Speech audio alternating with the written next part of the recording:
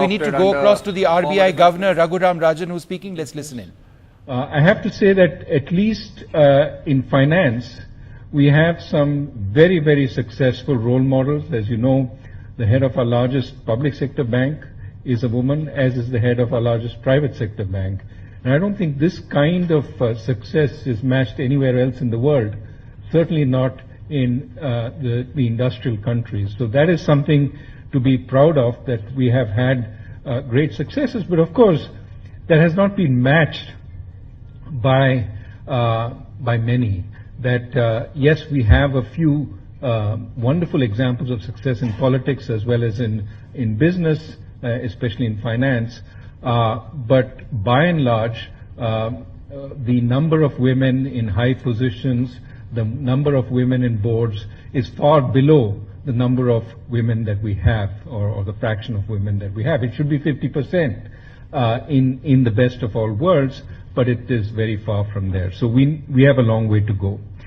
But let me move from that to really the main subject of my brief talk today, which is to talk about what the Reserve Bank of India is doing on the financial sector side to provide the kind of supports that business and the people of India legitimately need. Over the last few quarters, over the last few even last few years, we've been focusing on combating inflation. And few people realize how pernicious a disease inflation is. Inflation erodes the incentive to invest in financial savings. If you're getting 9% on your fixed deposit, while inflation is 11%, you'd rather invest in real assets than investing in financial assets, and that's what many people have been doing in recent years. Household financial savings have been coming down. And that's detrimental because for the kind of finance that business requires, instead of going to the savings of our own country, you have to go outside, the savings of foreigners. That leads to a large current account deficit that is problematic eventually, as we discovered last year. There are other implications of high and volatile inflation rates. It becomes very hard for businesses to plan. You have to go out and raise money, but people aren't willing to give you money at less than 13, 14, 15%. And you don't know how long inflation will stay high. If it comes down substantially, while you're paying interest at 15% on a fixed rate loan that you've taken, you start making substantial interest payments that hurts your bottom line, hurts your profits. In that kind of inflationary environment, you're reluctant to invest. So another effect of a high rate of inflation is low investment. Yet another effect is the exchange rate becomes volatile. If the country has an inflation rate of 10% while the rest of the world is suffering close to deflation, then what happens is your exchange rate, just to maintain competitiveness, has to depreciate at approximately the inflation differential every year. When that depreciation takes place is anybody's guess. So you can have a long period of stability, then a substantial depreciation. That becomes problematic. So for all these reasons, controlling inflation becomes paramount, the most immediate objective in order to enhance everything good in this economy, including savings, including investment, including growth. All those depend on bringing inflation down from the high level it has been to a much lower level. Now, this is not just the work of the Reserve Bank. It is also something that the government can contribute to, because some of the inflation comes from food inflation, which, as many of you understand, comes from problems in the supply of food in this country. But however, even though some of the inflation is food inflation, just working on the supply side is not enough, because the supply side takes time to kick in. By the time food supplies are enough to bring down the inflation, it may be 3-4 years down the line. If in the meantime we don't do anything to constrain demand, after all, inflation is too much demand chasing too few goods, you can have very high rates of inflation in the middle, which complicates everything else, and in fact may even delay the supply side from coming in. So the right answer to inflation is collaboration between the Reserve Bank and the government, both working on the sides that they can affect best in order to bring down inflation. And that collaboration, I think, is underway. Hopefully, by the end of the year, we think the economy is on course to come down to an inflation rate, CPI inflation rate of about 8%, and by the end of next year, down to a level of 6%.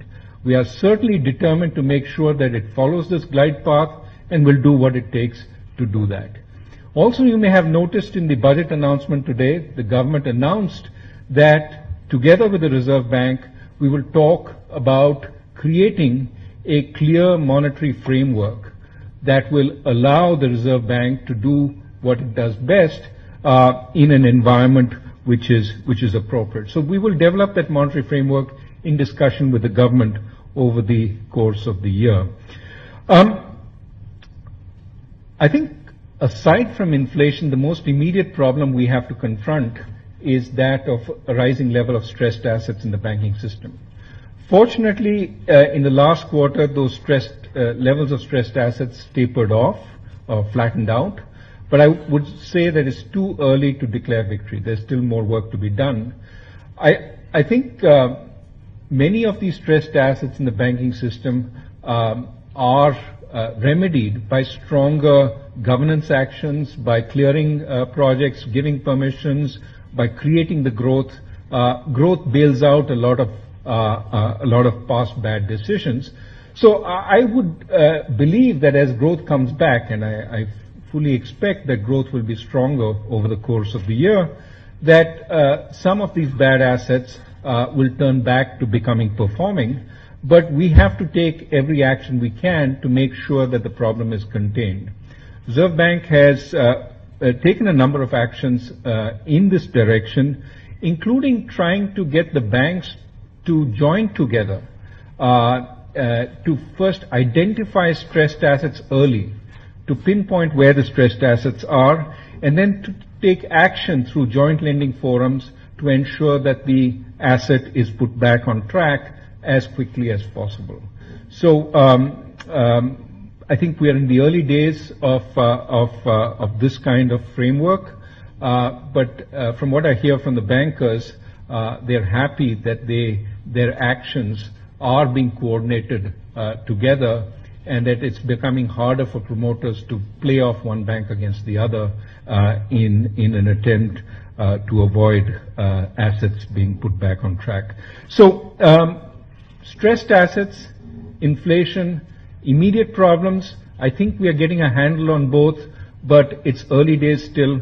There's a long way to go, but these are critical for financial stability. I think longer term, the two big challenges that face us in this country are, one, building out infrastructure. There are enormous infrastructure needs, enormous infrastructure financing needs. And after all, we have to finance those infrastructure assets with the financial system we have, because financial development will take time. On financing infrastructure, I want to detail some of the budget proposals that were mentioned today. But a second big challenge that we have, I want to outline it, and I'll give details a little later, is financial inclusion.